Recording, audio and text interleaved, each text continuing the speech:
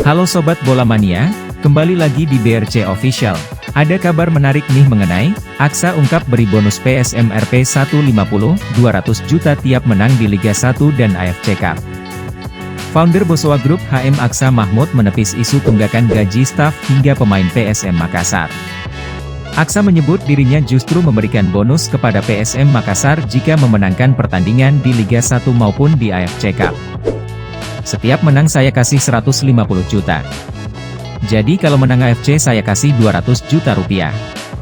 Tapi kalau di Liga 1 saya kasih 150 juta. Kalau draw 75 juta, kata Aksa Mahmud di Stadion Gelora B.J. Habibie, Parepare, Jumat, 15 September 2023, malam. Pemberian bonus tersebut sekaligus menepis isu gaji pemain hingga staf PSM Makassar menunggak.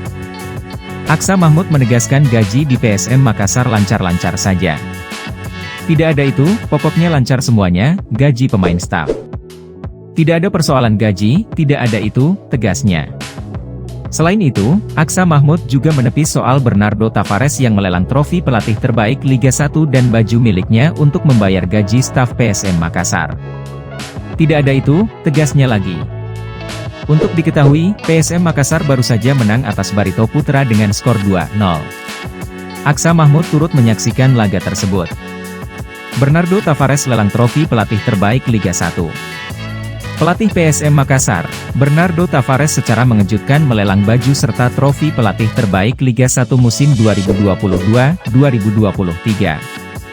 Bernardo mengaku sengaja melelang baju dan trofi demi membantu keuangan tim PSM. Seperti yang kalian ketahui, kita sedang mengalami kesulitan sekarang. Ada beberapa barang di sini, akan ada dari kalian yang akan memberikan penawaran, ungkap Bernardo, Kamis 14 September.